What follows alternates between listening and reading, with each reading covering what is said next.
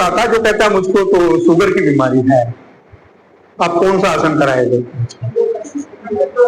मंडूकासन। क्या होता है मंडूकासन से, क्यों शुगर ठीक हो जाती है?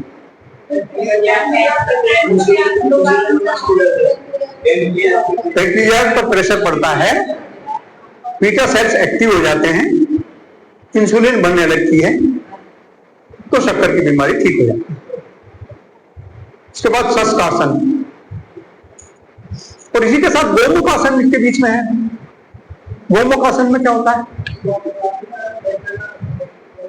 गोमुखासन में आपका श्वसन तंत्र को भी इफेक्ट आता है, लेकिन मेन वही आपका पाचन तंत्र के साथ आपकी जो शक्कर की बीमारी जुड़ी हुई है उसमें मेन लाभ होता है। वक्रासन भी कुछ लोग ऐसे हैं, करेंगे मंडूकासन तो बैठो, किस आसन में बैठते हैं सबसे पहले? वज्रासन। ये एकमात्र आसन है जिसको आप खाना खाने के बाद लगा सकते हैं, अदरवाइज कोई कहा जाता आसन को आप खाना खाने के बाद नहीं लगाएंगे। लेकिन मैं देख रहा हूं कि हमारी कुछ बहनें वज्रासन नहीं लगा रही, ठीक, कोई बात नहीं, जो मैं उसी की बात बता रहा हूं बहन, वो तो मैं सिर्फ आपकी तो सिर्फ क्या कहते हैं एक तरह से शेडो ले रहा हूं, उसमें बोल रहा हूं, अदरवाइज तो मुझे वही बताना है कि जो लोग वज्रासन में नहीं बैठ सकते वो लोग सिंपल आसन में भी बैठकर इसको कर सकते हैं, क्योंकि जरूरी नहीं कि अपने घुटने को और ज्यादा खराब किया जाए।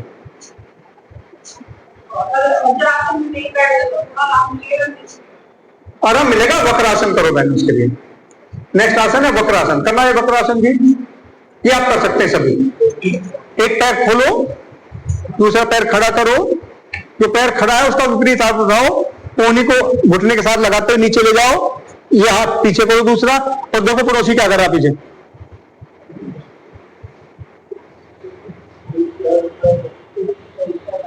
इन आसनों में वैसे तो हम नॉर्मल श्वास प्रवास के साथ आसन करते हैं, लेकिन इन आसनों में अगर आप, मेरी आवाज आ रही है आप तक? इन आसनों में अगर आप कपालभाति करेंगे तो आपको और ज्यादा लाभ होगा। चलिए दूसरी तरफ ले।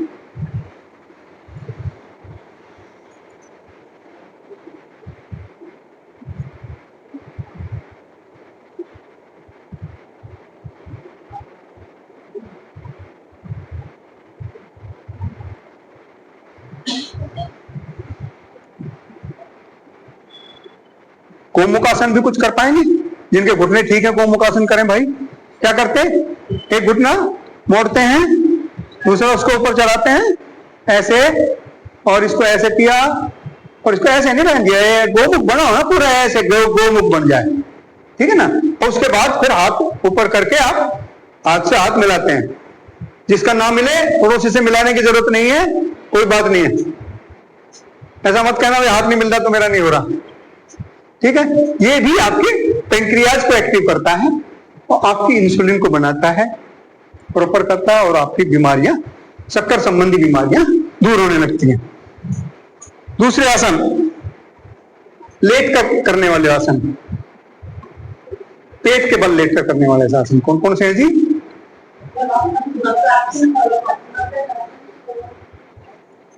अगर कोई व्यक्ति कहता है कि मुझको कमर दर्द बहुत है, उसको क्या कराएंगे आप? मकरासन, भुजंगासन। भुजंगासन भी 2-3 तरह से किया जाता है। भुजंगासन, पूर्ण भुजंगासन, त्रियक भुजंगासन। क्या आपको तीनों पता है? त्रियक भुजंगासन का क्या फायदा है? जरा कैसे कहते करते हैं? चलो भुजंगासन करो जी, सांस भरते ऊपर। पूर्ण भुजंगासन हो गया। त्रियक भुजंगासन क्या होता है? गर्दन को लेकर आप विपरीत पैर को देखेंगे। और देखो मैं आपको बताऊं, सुबह सुबह अगर किसी दिन ऐसा लगे कि पेट साफ नहीं हो रहा है तो पानी पी के त्रियक भुजंगासन कर लीजिएगा, तो आपको पेट साफ होने में हेल्प हो जाएगी।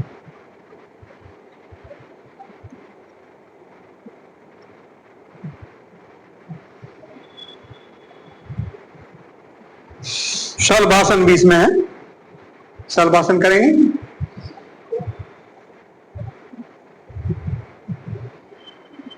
पैरों के नीचे दोनों हाथ दे लीजिएगा, या एक हाथ कमर को ऊपर रखिए, सामने रखिएगा और उठाइएगा। चलिए, बहुत सुंदर। कमर दर्द के लिए यह आसन बहुत ही महत्वपूर्ण है। और पीठ कर बल के बल लेटकर कौन कौन से आसन करते हैं जी? मकरासन, मरकटासन, पवन मुक्तासन, और कौन सा करते हैं?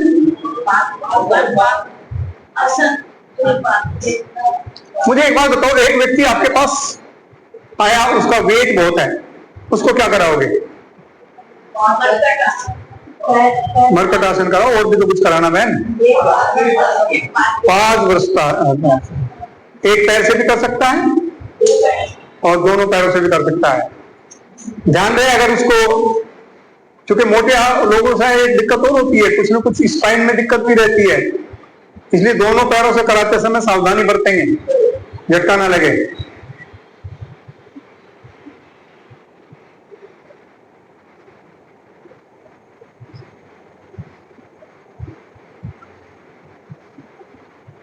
और अगर पेट में गैस बननी है तो क्या करेंगे जी? आ जाओ वापस। पवन मुक्तासन एक एक पैर से करेंगे। पवन मुक्तासन करेंगे एक पैर से, वापस दूसरे पैर से, वापस दोनों पैर से,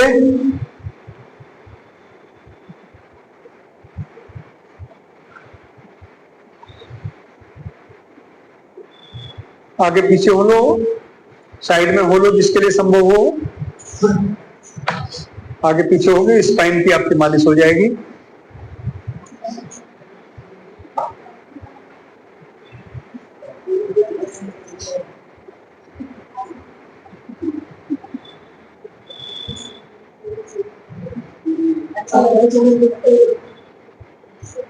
चलिए आइए, अभी आसन तो सब आपको पता है, 10 नंबर भी आपके पक्के हो गए। बैठो।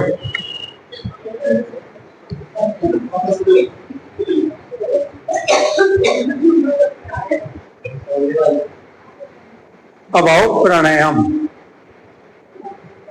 अगला प्राणायाम है ना, यम नियम आसन प्राणायाम। प्राणायाम कितने बताए हैं जी पतंजलि जी ने? 8 प्राणायाम का। क्या कहा? भस्त्रिका, कपालभाति, बाह्य, उज्जयी, अच्छा, अनुलोम विलोम, भ्रामरी, उद्गीत, अग्निसार तो क्रिया है बेटा, प्राणायाम नहीं है। अग्निसार क्रिया कहते हैं उसको, प्राणायाम नहीं। ठीक, तो करें, कहां से शुरू करें? भस्त्रिका से शुरू करें। चलिए, आप शुरू करेंगे, मैं थोड़ा थोड़ा उनके बारे में आपको बताता रहूंगा, ठीक है?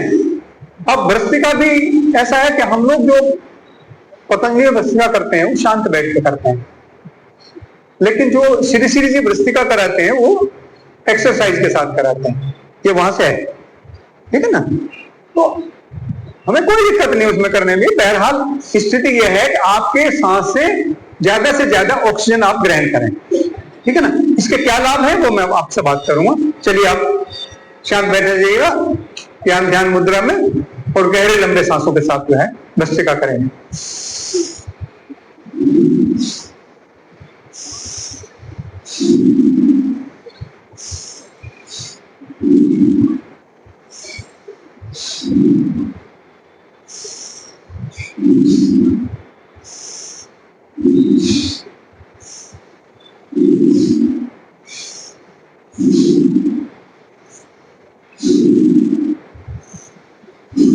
आप करते रहेंगे, मैं थोड़ी सी बात करूंगा आपको। देखिए, सामान्य जीवन में भी आप सांस लेते रहते हैं, क्योंकि हमारा ये जीवन जो है वो 5 भूतों पर टिका है, जिनमें से वायु जो है वो बहुत ही प्रमुख भूत है। वायु ग्रहण करने के लिए शरीर में एक तंत्र लगा है जिसको हम श्वसन तंत्र बोलते हैं। इसको आप ध्यान करेंगे तो श्वसन तंत्र में दो श्वास नली होती हैं, वो जाकर दो फुफ्फुस से मिलती हैं, दो फेफड़ों से मिलते हैं। फेफड़ा हमारे ऐसा जैसा मधुमक्खी का छत्ता, उसके ऊपर छोटे छोटे छोटे छोटे प्रकोष्ठ हैं। लोग 10 करोड़ प्रकोष्ठ की बात करते हैं। खैर एनी हाउ जो भी है, ये जो दो नलियां गई हैं, इनके दोनों तरफ यहाँ दो छोटी छोटी आकृतियां हैं, जिनको अभी थोड़ी देर बाद दोबारा हम याद करेंगे। जब हम सांस लेते हैं तो सांस अंदर जाता है, हम उसको प्राण बोलते हैं। और प्राण में ऑक्सीजन वायु हम अवशोषित करते हैं और कार्बन डाइऑक्साइड बाहर भेजते हैं। ऑक्सीजन अवशोषित करने के लिए हमारे जो प्रकोष्ठ है, इनकी संख्या भी बड़ी लंबी बताएगी, 72,72,10,210। वहां ऑक्सीजन अवशोषित हो जाती है। जो हमारा वातावरण है उसमें कितनी ऑक्सीजन है, करते रहेंगे, कोई एक भाई बहन जवाब दे देगा। 21%। ठीक है ना? उस ऑक्सीजन को हम उसमें से ग्रहण करते हैं। ये ऑक्सीजन हमारे ब्लड में मिश्रित हो जाती है। हमारे ब्लड में क्या स्ट्रक्चर है, वहां रेड ब्लड सेल्स होती हैं, व्हाइट ब्लड सेल्स होती हैं। तो जो रेड ब्लड सेल्स हैं वो इस ऑक्सीजन को अवशोषित कर लेते हैं और फिर ये ऑक्सीजनेटेड ब्लड हमारे पूरे शरीर में हर अंग में पहुंचता है और उस अंग को ये ऊर्जा देता है, हम कार्य कर पाते हैं। वापसी में कार्बन डाइऑक्साइड लेकर ये फिर वापस आता है और प्रवास के द्वारा हम इसे बाहर छोड़ते। ये क्रिया हमारी सतत चलती रहती है। जितने ज्यादा गहरे लंबे हम सांस लेंगे उतनी ज्यादा ऑक्सीजन हम ग्रहण करें। तो इससे श्वसन तंत्र संबंधी जितने भी विकार हैं, नजला, खांसी, जुकाम, वो सब ठीक हो जाते हैं। इससे एक बात और होती है, गहरे लंबे सांस लेते रहो, कमर गर्दन सीधी रखो। इससे एक विशेष लाभ और होता है, इससे जीवन का स्पान बढ़ जाता है, उम्र लंबी हो जाती है। आप कहोगे क्या हुआ जी, ऐसे कैसे संभव है? सांस तो सभी लेते हैं, सांस गहरे लंबे सांस लेने से उम्र कैसे बढ़ जाएगी? देखिए, जीवों पर अन्वेषण करने से ये पता लगा कि जो जीव ज्यादा गहरे लंबे सांस लेता है उसका उतना ही लंबा जीवन होता है। मनुष्य 16 से 20 सांस लेता है 1 मिनट में। कबूतर 30 सांस लेता है, 2-3 साल की लाइफ है। मनुष्य की लाइफ मानी गई 100 साल। कछुआ मात्र 5 सांस लेता है 1 मिनट में, उम्र मानी गई 400 साल। 400 साल तक के कछुए जमीन पर मिलता है।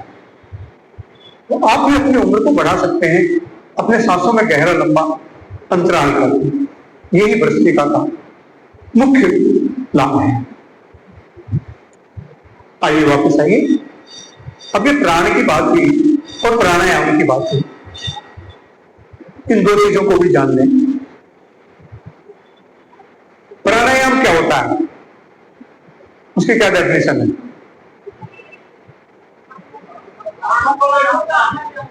हाँ बोलो जी भाई। हाँ जी, प्राण प्लस आयाम। ठीक है, प्राणों का आयाम करना, बहुत बढ़िया संधि विच्छेद किया भाई, धन्यवाद। और कोई बताएगा? देखो, हम पतंजलि को पढ़ रहे हैं, पतंजलि के हिसाब से प्राणायाम क्या होता है। आजा बेटा, आगे आ जाओ, क्योंकि आप उछल कूद तो बंद होगी ना, आप आगे आ सकते, कोई दिक्कत नहीं, ताकि आवाज की आपको कोई दिक्कत हो, आ जाओ।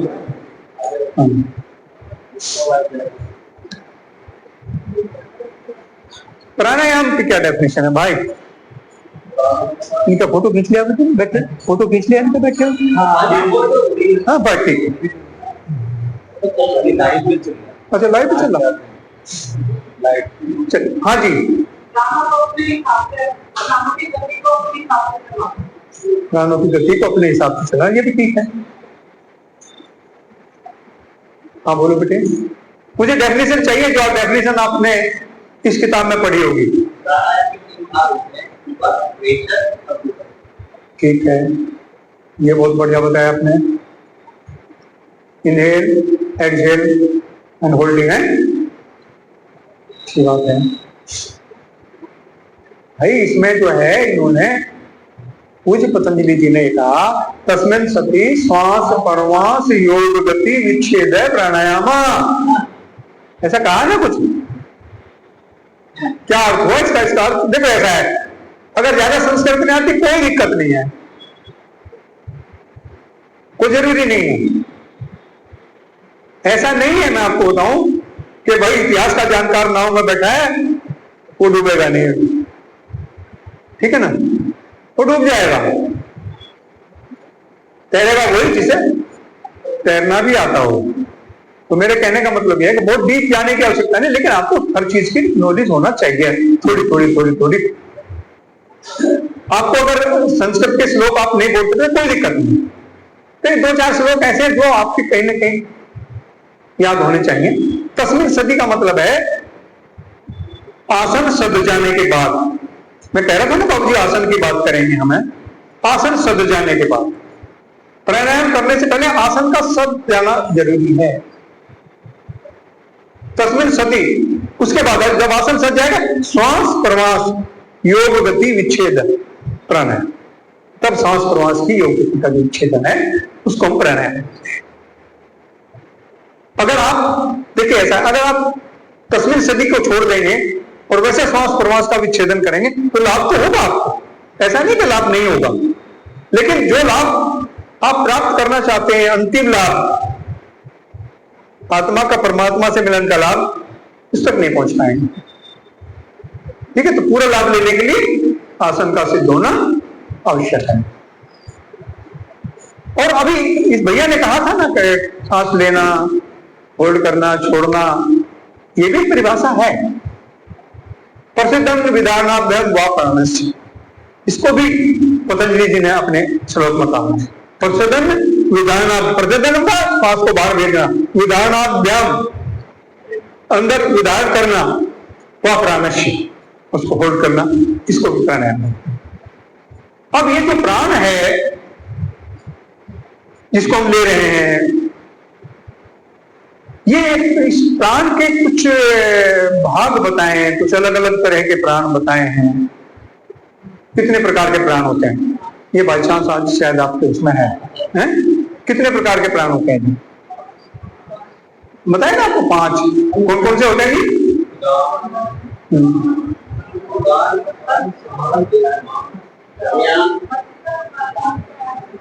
नहीं बेटा, मैं प्राण की बात कर रहा हूँ, प्राण के भेद पूछ रहा हूँ। देखो ऐसा ना बताऊं आपको हमेशा ध्यान रहेंगे, भूलो बढ़िया। यहां से ऊपर कौन होता है? उदान, ऊपर की तरफ जाना वाला उदान, और यहां से और यहां तक क्या होता है? प्राण, और यहां से और यहां तक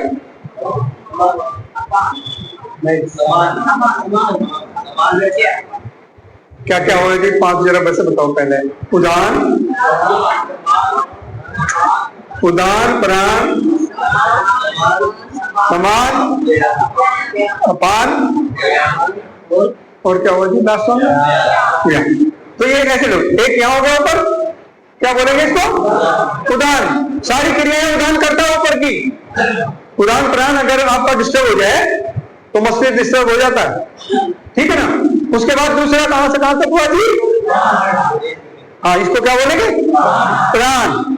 जो जितने भी यहाँ के कार्यक्रम हैं, आपके कंठ संबंधी कार्यक्रम हैं, वो प्लस आपके जो हृदय संबंधी जितनी भी चीजें हैं वो प्राण करता है। इसलिए प्राण को बहुत महत्व दिया गया है। ये अगर बंद हो जाए तो क्या कहते हैं? प्राण पखेरु उड़ गए। ये उड़ जाते हैं तो फिर उड़ ही जाता है बंदा। और उसके नीचे ये समान, जिसमें आपका पाचन तंत्र भी आ जाता है, और इससे नीचे अपान, जिसमें आपका एक्सक्रीटरी सिस्टम और दूसरी चीजें आ जाती हैं, और एक ज्ञान जो पूरे में फैल कर रहता है। ये 5 प्राण होते हैं भाई, लेकिन ये अकेले नहीं चलते, बड़ा काम है, इसलिए इन्होंने एक एक सहायक भी रखा। तो 5 सहायक प्राण भी हैं। वो 5 सहायक प्राण कौन कौन है जी? नहीं याद रहेगा ऐसे, फिर आ जाओ। ये देव का वास है ना ऊपर, तो यहाँ के सहायक को देवदत्त बोलते हैं। देवदत्त, नाग, करकल्य, कुर्म, धनंजय, इस तरह से याद कर सकते हैं। ठीक है, 5 प्राण हुए और 5 उपप्राण हुए, और इन्हीं का नियोजन क्या है? ये प्राणायाम हुआ, जिसका पहला हमने कर लिया। दूसरा प्राणायाम क्या है? कपालभाति प्राणायाम। कपालभाति प्राणायाम को करने के लिए क्या करते हैं आप? देखिए, अपने शरीर को थोड़ा सा मैं याद दिला दूं, आप लोगों में से बहुत सारे लोग एनाटॉमी को जानते हो, याद दिला दूं। हमारे शरीर में वैसे तो हम चक्र बोलते हैं इनको, लेकिन अब की भाषा में जब एलोपैथिक डॉक्टर शरीर को लेकर चलते हैं तो वो कहते हैं अंदर हमें चक्र कहीं नहीं मिले। उनको ना मिले हमें, हम तो मानते हैं चक्र है, हम उनको सिस्टम बोलते हैं, और सिस्टम से वो भी एग्री करते हैं। हाँ भाई सिस्टम तो है। तो सिस्टम कौन कौन से हैं जी? सबसे नीचे आपका एक्सक्रीटरी सिस्टम, जिससे शरीर की गंदगी दूर होती है। एक्सक्रीटरी सिस्टम में अगर आप इसको वाइड पर्सपेक्टिव में लें तो आपका दूसरे अंग भी है, जैसे आपकी त्वचा है वो भी एक्सक्रीटरी सिस्टम का अंग है, क्योंकि यहां से पसीना निकलता है। आपकी आंख है वो भी एक्सक्रीटरी सिस्टम का अंग है, क्योंकि वहां से भी आपकी आपको दूसरी चीजें निकलती, गंदी वो निकलता है।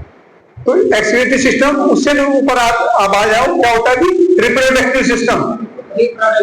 रिप्रोडक्टिव, जिस सिस्टम से जनन हुआ है जीवन का, ठीक है ना, उससे ऊपर आ जाए आपका क्या होता है? Digestive system.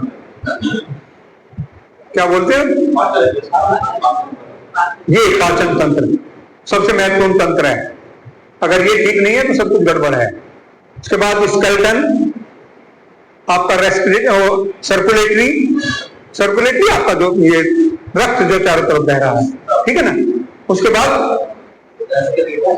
रेस्पिरेटरी, श्वसन तंत्र जो मैं आपको बोल रहा हूं।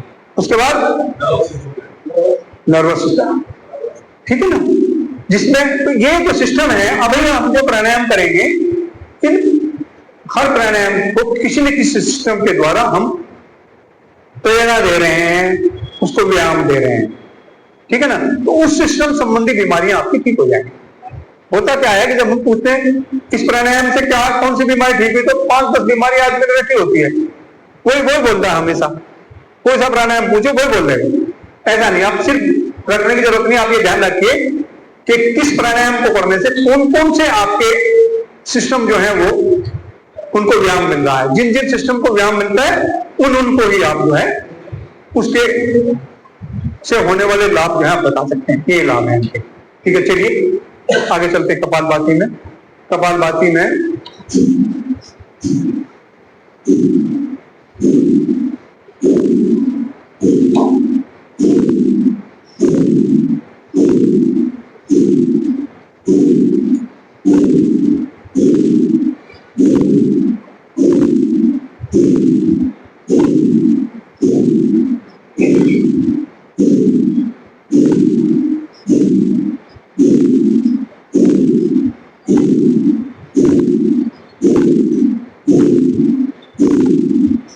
आप करते रहेंगे, मैं बात करूंगा थोड़ी आपसे। इसमें आपका श्वसन तंत्र एक्टिव हो रहा है, इसमें श्वसन तंत्र संबंधी जितनी बीमारियां वो दूर हो जाएंगी। पाचन तंत्र को अंदर बार बार जा रही है आपकी नाभि, तो पाचन तंत्र संबंधी जितनी बीमारियां वो दूर हो जाएंगी। पाचन तंत्र के आसपास ही जब पेट हमारा हिलता है तो वहां आपके रिप्रोडक्टिव या एक्सक्रीटरी सिस्टम संबंधी जो अंग हैं उनको भी हल्का सा एक झटका मिल रहा है, उन संबंधी बीमारियां भी दूर हो जाएंगी। 2-3 ध्यान आपको इसमें रखने हैं। पहला ध्यान रखना है कि जब आप श्वास को बाहर निकालेंगे, आपका श्वास गले से नहीं लगना चाहिए। सिर्फ सांस की आवाज आएगी, नाक से, गले से नहीं लगेगा। गले से लगेगा तो गले में खलासी हो जाएंगे, पहली बात। दूसरी बात, इसको करने की गलती है 1 सेकंड में एक बार, 1 मिनट में 7 बार। ये सामान्य गति है। अगर आप तेज गति से करते हैं तो ऊर्जा ज्यादा उत्पन्न होगी, फायदा होगा, नुकसान नहीं होने का। लेकिन अगर आपको बीपी संबंधी कोई दिक्कत है, आपका ब्लड प्रेशर ऊंचा रहता है और आपने इसको तेज गति से या सामान्य गति से किया तो आपका ब्लड प्रेशर बढ़ जाएगा। ऐसी स्थिति में आपको जिन भाइयों को या बहनों को या जिन साधकों को ब्लड प्रेशर रहता है वो इसको मंद गति से करेंगे।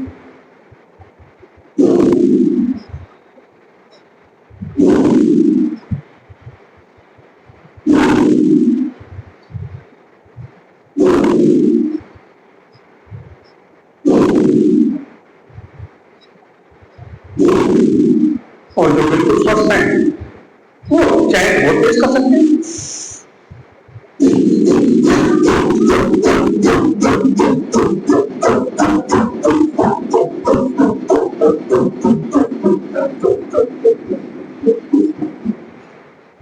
चलिए अगला प्राणायाम,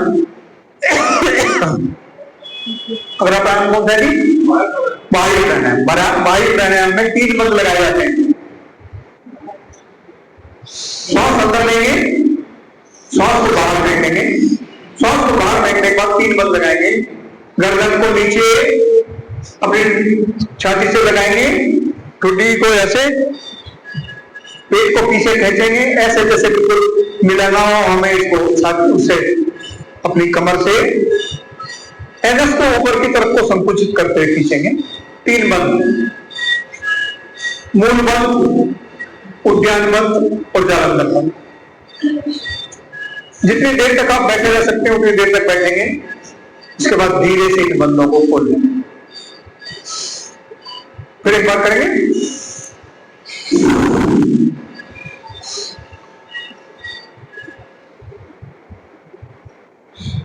आप वायु मुद्रा लगा सकते हैं, इसमें थोड़ा सा बल प्रयोग होता है। पहली उंगली को मोड़ेंगे, अंगूठे के नीचे लगा देंगे,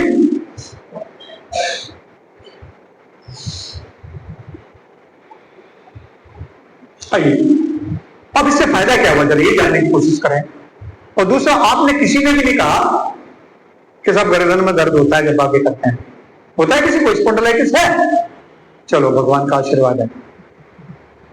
देखिए ऐसे व्यक्ति जिनको गर्दन में दर्द होता है वो कभी भी इस बंद को नीचे गर्दन करके नहीं लगाएंगे।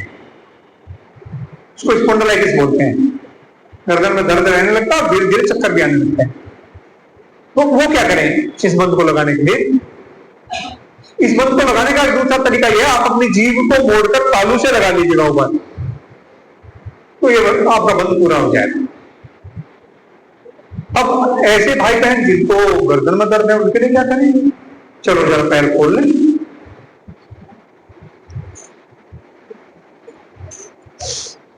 थोड़ा सा हिला लेंगे पैरों को,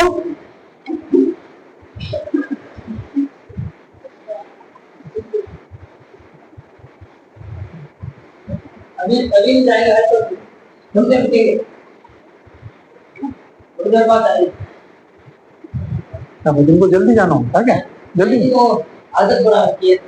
अच्छा, 7:30 से पहले आपको इसको हाँ बिल्कुल ठीक 7:30 छोड़ दूंगा, कोई दिक्कत नहीं। अभी आदमी लेगा। और ऐसा देखिए, 1 मिनट बैठिए, 1 मिनट बैठिए, अभी देखिए ऐसा है, ये सारे प्राणायाम अगर इनकी व्याख्या पूर्ण रूपेण की जाए तो लंबा समय लगता है। सही बात यह है कि ये कार्यक्रम 1 घंटे का नहीं, 2 घंटे का नहीं है, ये लंबा कार्यक्रम है। लेकिन चूंकि समस्या यह है कि हम भी रोज रोज नहीं आ सकते भाई, हमारी दूसरी व्यवस्थाएं हैं। भैया ने कहा कई दफा बीच में, मैं सोचता रहा भैया सोच रहा होगा तो आने को तैयार नहीं भाई, लेकिन मजबूरी है, कार्य तो सारे होने हैं। तो इनके लिए अगर आपको प्राणायाम के बारे में विस्तृत जानकारी करनी है तो मैंने अभी एक छोटा सा कार्य किया है। ऐसा है, मैं चलिए एक दफा पटक लीजिएगा पैरों को।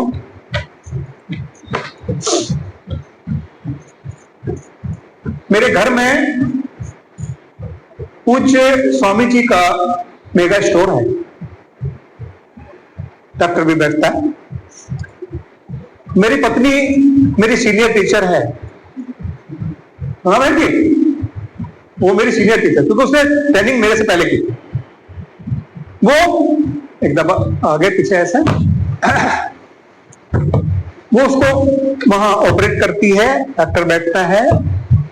तो बाकी बच्चे और रखे हैं, लेकिन वहां समस्या सबसे बड़ी ये आती थी कि जो डॉक्टर साहब जो है ना, हर पर्चे के साथ नीचे लिखा होता है उसमें ये प्राणायाम करने, तो वो वहां डॉक्टर के पास इतना समय नहीं होता वो प्राणायाम बता सके, और बच्चों के पास भी इतना समय नहीं होता प्राणायाम बता सके, और मैं ज्यादातर आप लोगों के बीच में होता हूं।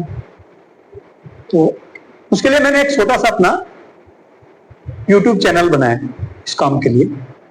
उसमें सिर्फ अभी आपको प्राणायाम संबंधी ही सूचनाएं मिलेंगी, लेकिन जल्दी ही उसमें आयुर्वेद की भी कुछ सूचनाएं, जैसे जैसे मुझे समय मिलता रहेगा, चूंकि मैं यूट्यूबर तो हूं नहीं कि साहब उसी में लगा रहूंगा, जैसा समय मिलेगा और स्टडी की जाएगी, तो बगैर स्टडी की चीजें नहीं आनी चाहिए, तो वो आएंगी। अगर आप चाहें तो वहां आप प्राणायाम को देख सकते हैं, सोशल योगी GZB।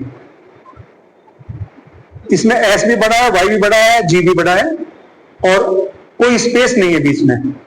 सोशल योगी GZB, हाँ, ये प्राणायाम के बारे में आप विस्तार से वहां देख सकते हैं।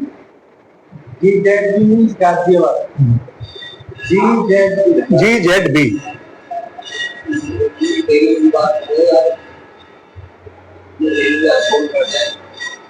आप अगर आयुर्वेद संबंधी भी आप कुछ ज्ञान प्राप्त करना चाहेंगे तो इसको सब्सक्राइब कर दीजिएगा, वरना देख लीजिएगा जैसे आप चाहो, क्योंकि मुझे सब्सक्रिप्शन की ज्यादा चिंता नहीं है।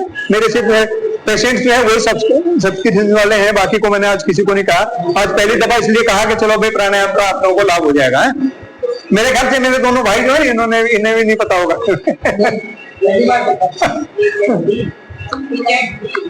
GZB, सोशल योगी GZB। इसमें अगर स्पेस दे देंगे तो दूसरा आ जाएगा, ध्यान करिए, स्पेस नहीं है बीच में कहीं भी। अगर स्पेस देंगे तो आपको हमारे नजर आएंगे यूपी के मुख्यमंत्री। चलिए आगे चलते, अगला प्राणायाम अनुलोम विलोम। इस बीच में एक क्रिया बहन कह रही थी, अग्निसार क्रिया। सांस बाहर भेजेंगे, पेट को सुखोलेंगे, बाहर करेंगे, अंदर करेंगे, बाहर करेंगे। चलिए करिए।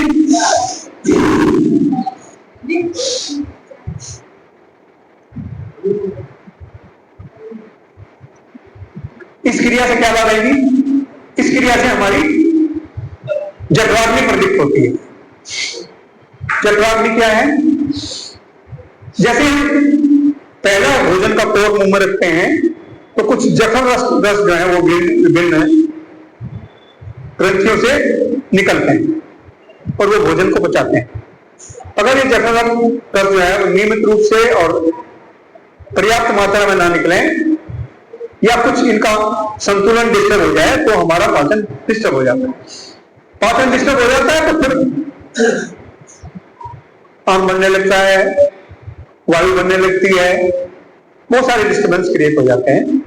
इसलिए इस अग्नि को प्रदीप्त करके रखना है। और इसको मैं थोड़ा सा आपको इसलिए बता रहा हूं कि एक बात जरूर ध्यान रखिएगा कि हम अपनी आदत से कभी कभी इस अग्नि को बुझा देते हैं। क्या होता, खाना खाया और खाना खाते बाद में, क्योंकि हमारा देखो हमारे यहाँ कृपा थी, खाना जब आएगा सबसे पहले आपके पास एक गिलास या लोटा पानी का आ जाएगा, ऐसा होता ना, हमारी संस्कृति है। उसके बाद आपके पास भोजन आएगा और आपने भोजन क्या हुआ, क्या करते हैं उस लोटे पानी को cut cut cut cut cut cut P जाते हैं। तो जो जठराग्नि है वो आपकी बुझ जाएगी, डाइल्यूट हो जाएगी, आपका डाइजेशन खराब हो जाएगा। इसलिए कभी भी भोजन करने के तुरंत बाद आप पानी ना पिए। एक घूंट दो घूंट सिर्फ इसलिए कि दांत थोड़े से ठीक हो जाए या दांत को गला थोड़ा सा साफ हो जाए, इतना कर सकते हैं। और वो भी अगर गुनगुना लें तो बहुत अच्छा है, वरना तो आधे पौने घंटे बाद भी आप जल ग्रहण करें, साथ में जल ग्रहण ना करें और चवा चबा करें, ठीक है जी। तो जठराग्नि आपकी दुरुस्त रहेगी। और फिर ऐसा है कि खाने के लिए भी भाई एक तो बताना कोई, मैं समझता हूँ आप सब योगी हैं और शिक्षक बनने जा रहे हैं, क्या खाना चाहिए क्या नहीं खाना चाहिए ये सब आपको पता है। चलिए आगे चलते हैं। बैठे बैठे जरा दोनों हाथ लेंगे, अपनी गर्दन के पीछे लगा लेंगे, गर्दन सीधी रखेंगे और एंटी प्रेशर करेंगे। श्वास के साथ श्वास भरेंगे, एंटी प्रेशर करेंगे।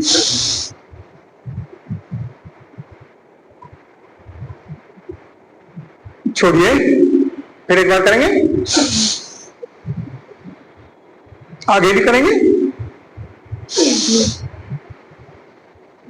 एक बार फिर दाएं बाएं। ऐसा करने से स्पॉन्डिलाइटिस ठीक हो जाता है। ठीक है, चलिए अगला प्राणायाम करते हैं, समय कम है। गर्दन का दर्द, स्पॉन्डिलाइटिस।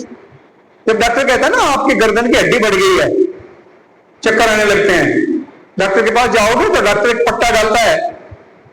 अब तो खैरियत है, मशीन है, मशीन में थोड़ा सा लगता है क्या कुछ कर रहा है, वरना पहले तो स्थिति होती है जैसे कुत्ते का पट्टा डाल लिया, ऐसा पट्टा डाल के ऊपर से लगे लटा देता दूसरी तरफ। ठीक है ना, वो थोड़ा रिलैक्स होती है तो आराम मिलता है, नो डाउट। लेकिन अगर आपको परमानेंट रिलीफ चाहिए तो आप डेली ये एक्सरसाइज करें, फिर आपको नहीं होगा। चलिए अगला प्राणायाम करते हैं। कपालभाति हो गया आपका। अब क्या करें, अनुलोम विलोम। पूछे का नहीं, चलो पूछे का नहीं। मैंने जब आपको श्वसन तंत्र की मैं बात कर रहा था, जो छोटी छोटी ग्रंथियों की बात की थी, उन्हीं को व्यायाम देने के लिए उपयोग किया जाता है। ठीक है, थायराइड की ग्रंथियां होती हैं, वो थायरोक्सिन निकलता है। अगर नहीं समय की मात्रा में निकलेगा तो या तो आपका भार बढ़ना शुरू हो जाएगा या आपका भार घटना शुरू हो जाएगा। ठीक है ना, और अगर वो ठीक ठाक नहीं होंगी तो एक दिक्कत और होती है, खराटे भी आने शुरू हो जाता है। और खराटे की दिक्कत यह है कि पड़ोसी को तो नुकसान होता है और बाहर कोर्स में तो चल जाता है, कोई दिक्कत नहीं। बाहर अगर होता है तो वो तुम्हारा तलाक हो जाता है, ये नहीं सोने देता पूरे रात। ठीक है ना, लेकिन एक अपने का भी नुकसान होता है, उसमें ऑक्सीजन की कमी हो जाती है और कभी कभी सोते सोते राम नाम सत्य हो जाता है। तो ये करने के लिए आप करेंगे उज्जैन। क्या करेंगे, गले को संकुचित करेंगे। मैंने कहा था आपको कि गले से सांस नहीं लगना चाहिए, किसमें कहा था, कपालभाति में। अब कह रहा हूं गले को संकुचित करके गले से ही सांस लगाना है। ठीक है ना, सांस को टुकड़ों में या इकट्ठा अंदर लेंगे, कुछ देर होल्ड करेंगे, फिर बाएं नाक से निकाल देंगे। चलिए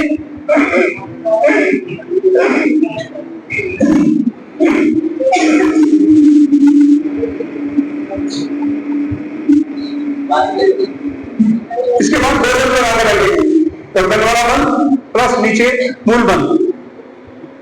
मूल बंद लगाने के बहुत फायदे हैं, क्योंकि आपकी ऊर्जा जो है उजागर हो जाती है। ऊर्जा सहस्राकार की तरफ जाने लगेगी, तो एनलाइटनमेंट हो जाएगा और फिर नाक बंद करके बाहर छोड़ेंगे। चलिए अगला, ज्यादा आगे निकालें क्योंकि समय कम है। अनुलोम विलोम पढ़े होंगे ना अभी, अनुलोम विलोम तो हिंदी में पढ़ाए जाते हैं ना, अभी सांसों का अनुलोम विलोम है। लोग कहेंगे एक, अरे क्या कह रहे हो भाई, दो नाक है सांस लेने के लिए, आप कभी इससे फायदा क्या होता है। चलिए ये बताऊंगा फायदा क्या होता है। शुरू कीजिएगा हमेशा बाएं से और समाप्त भी बाएं पर ही कीजिएगा। बाएं को क्या बोलते हैं, शुरू कर दीजिएगा चंद्र नाड़ी, दाएं को बोलते हैं सूर्य नाड़ी। चंद्रमा शीतल होता है, वहां से गई सांस शीतल होती है और दूसरी तरफ से जाने वाली सांस उष्ण होती है। एक दफा आपका शरीर शीतलता ग्रहण करेगा, एक दफा उष्ण होगा, तो परिशोधन हो जाएगा। इस परिशोधन के सबसे बड़े फायदे होंगे कि शरीर में अगर कहीं भी कोई गंदगी रुकी हुई है, तो ब्लॉकेज हम लोग बोलते हैं, कई दफा हार्ट के आसपास जब होती है तो वो भी दूर हो जाएगी। दूसरा सबसे बड़ा फायदा है कि जब आप इन दो नासिकाओं से अलग अलग सांस लेते हैं तो आपके जो मस्तिष्क के हेमिस्फीयर्स हैं उनको बारी बारी से संतुलन मिलता है, वो बारी बारी से एक्टिव होते हैं, तो आपका मानसिक संतुलन भी अच्छा होने से आपके शरीर का सारा संतुलन भी अच्छा हो जाता है। इसमें एक ध्यान करना है, अगर कोई कुछ कहना है?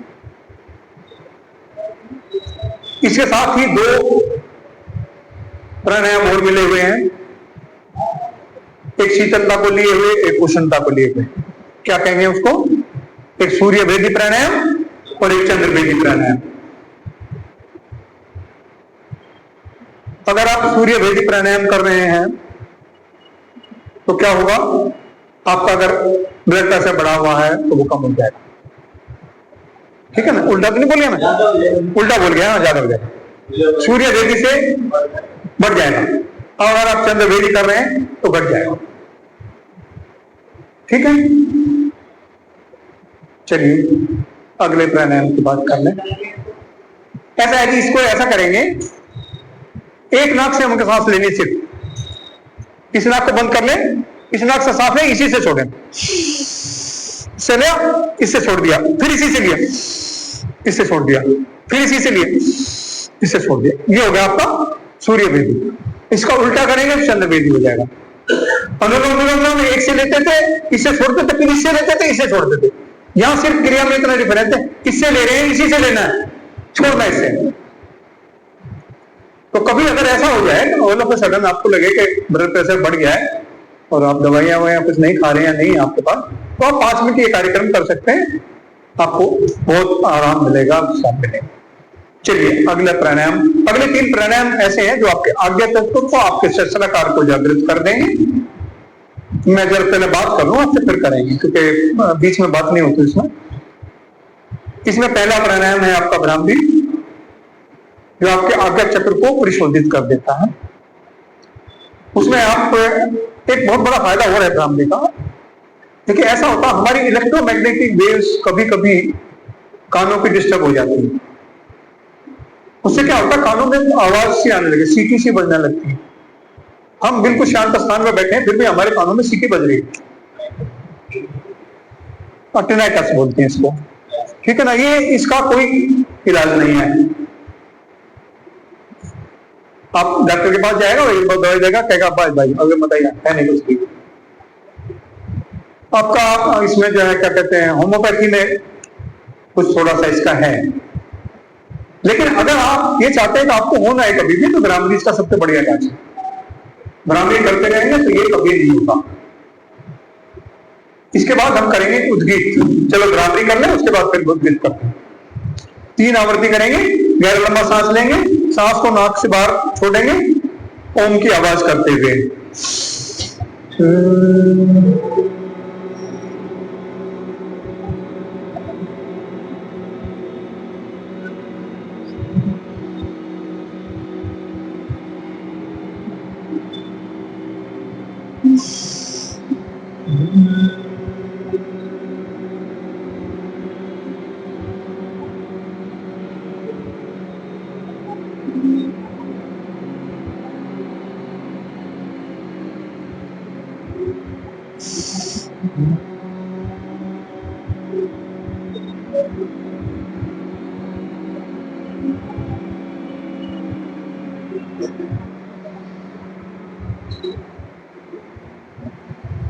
आइए दोनों हाथ अपने घुटनों पर लेंगे, ज्ञान ध्यान मुद्रा में बैठेंगे, उद्गीत करेंगे। लेकिन उद्गीत करने से पहले उद्गीत के बारे में थोड़ा सा मैं आपसे बात करूंगा।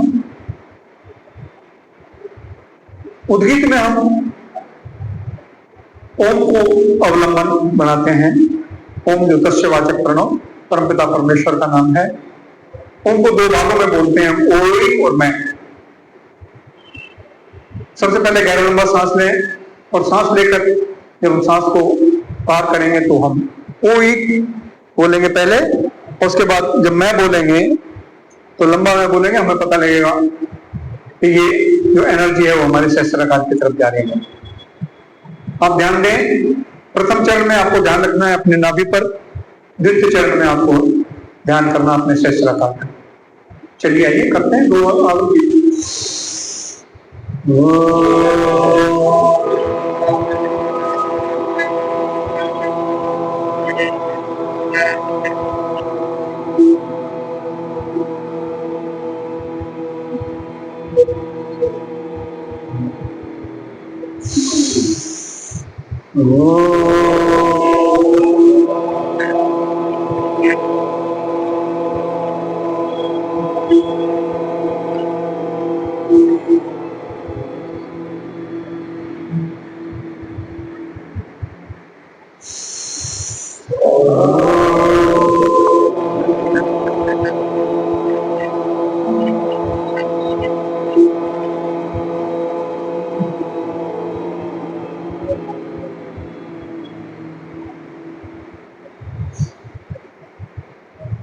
अब हम शांत बैठेंगे,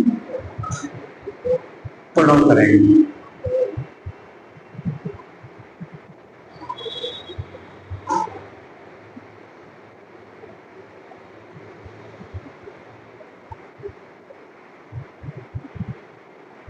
ध्यान हमारा नासिका के अग्रभाग पर आती जाती सांसों को देखेंगे। अगर कोई विचार आता है तो उसको झटकेंगे नहीं, धीरे से विरोध करेंगे। अगर उसके बाद भी विचारशीलता बनी रहती है तो ओम का मानसिक वाचन करेंगे।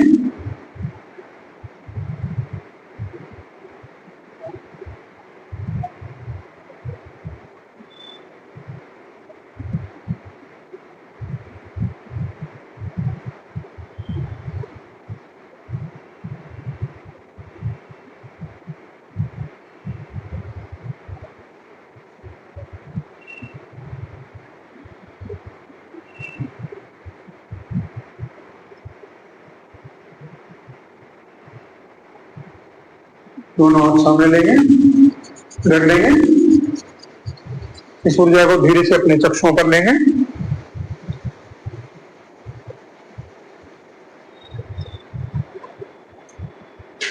आपने प्रणव किया, लेकिन अभी हमारे 3 अंग और बाकी रहते हैं पूज्य पतंजलि की किताब के अनुसार। रहते हैं ना 3 अंग और रहते हैं ना, उन्हें भी तो पढ़ना है ना। प्रत्याहार, धारणा और समाधि,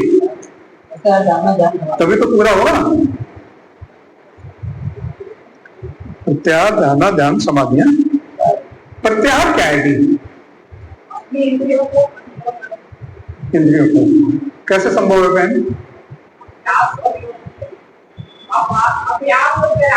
अभ्यास और वैराग्य। देखो ऐसा होता है, हम आम जीवन में जब होते हैं तो हमारी कर्मेंद्रियां और कौन सी इंद्रिया होती है? कर्मेंद्रिया होती है और दूसरी ज्ञानेंद्रिया होती है। तो ज्ञानेंद्रिया, कर्मेंद्रिया कुछ कुछ कार्य करती रहती है, हमारी आवर्ती निवृत्ति चलती रहती है। जब भी कभी कोई विषय वस्तु हम कहीं देखते हैं तो इमीडिएटली क्या होता है कि हमारा चित्त जो है वो एक ऑर्डर करता है कि देखो जी ये क्या चीज है, और उसका देख के उसको फिर वापसी होती है कि साहब ये तो मिठाई है जो सामने रखी है। तो फिर हमारा चित्त क्या करता है कि वो ऑर्डर करता है खा लो भाई, तो कर्मेंद्रिय अपना काम कर देती है। ऐसा ही होता है ना। तो ये कार्यक्रम चलता रहता है, और इस कार्यक्रम को हम अवरुद्ध कैसे करें? हम इसको अभ्यास और वैराग्य से अवरुद्ध कर सकते हैं। प्राणायाम के बाद आप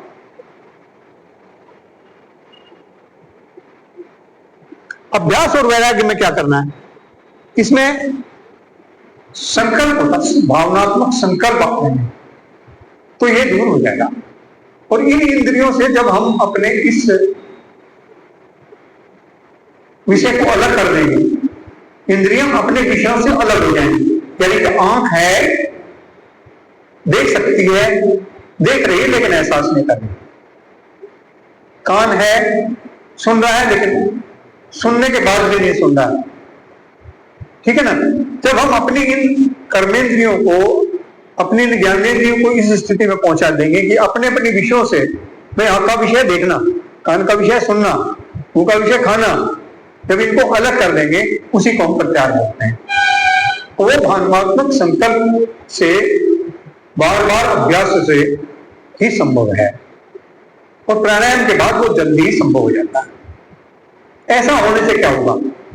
ऐसा होने से हम ध्यान की तरफ बढ़ जाएंगे। ध्यान में क्या होता है? 3 चीजें होती है। एक होते हैं हम, जिसको हम ध्याता बोलते हैं, एक होती ध्यान की प्रक्रिया, और एक होती ध्यान की विषय वस्तु, किस चीज पर हम ध्यान कर रहे हैं। जब ये तीनों चीजें सामने हैं, सजग हैं, उस समय ध्यान होता है हमारा। लेकिन इसमें से अगर एक चीज गायब हो जाए, ध्यान की प्रक्रिया गायब हो जाए, तो क्या होता है? और वो कब होता है? धारणा, सॉरी मैं गलत चल रहा हूं, धारणा, ये धारणा धारणा क्या करते हैं? किसी विषय वस्तु पर हम ध्यान करते हैं, उसमें तो धारणा बोलते हैं। तो जब ये तीनों होती हैं तब हमारी धारणा होती है, और जब एक में से एक प्रक्रिया गायब हो जाती है तो हमारा ध्यान हो जाता है। और इसमें से आगे अगर चलेंगे तो जो ध्याता है वो भी गायब हो जाता है। जब सिर्फ ध्येय वस्तु हो जाता है तब वो समाधि हो जाती है। धारणा, ध्यान, समाधि, इस तरह से हम समाधि तक पहुंच सकते हैं और योग के अंतिम लाभ को प्राप्त कर सकते हैं, यानी कि हमारी आत्मा का परमात्मा में मिलन हो गया है। जय श्री राम। 7:30 हो गए, ठीक है ना? अब एक चीज रह गई है, शांति पाठ। आश्वासन सिंहासन आप कर ही लेते होंगे, ठीक है ना? या करने का मूड है, चलो कर लो, आश्वासन तो कर लो चलते चलते। देखो लेकिन एक शर्त है भाई, हास्य एक ऐसी विषय वस्तु है, एक बार हंसने से 400 तरह के केमिकल चेंजेस होते हैं शरीर में। किसी क्रिया से इतने केमिकल चेंज नहीं होते जितने इससे होते हैं। और ये लेकिन ये एक समस्या इसके साथ है, जब बच्चा होता है ना 400 बार पौधे में लेटा हंसता है, 40 तक पहुंचते समय 40 बार भी हंसने की नौबत नहीं आती, और हमारी उम्र तक पहुंचने में तो डर लगता है, लोग कहने खड़ूस हो गया जी, इसने तो हंस के नहीं देखा। हास्य एक ऐसी विधा है, अगर आपने इसको सीख लिया तो आपको अपने परिवार के लोग प्यार करने लगेंगे, समाज के लोग प्यार करने लगेंगे। कभी कभी होता है ना, घर से निकले किसी आदमी के दर्शन में कहा क्या फूल से जल रहे हैं चेहरे से, गुलाब नहीं उगाया है वहां से, हास्य है। और कभी कभी किसी को देखते हैं यार इस खड़ूस के प्रदर्शन हो गए सुबह सुबह, पता नहीं आज कैसे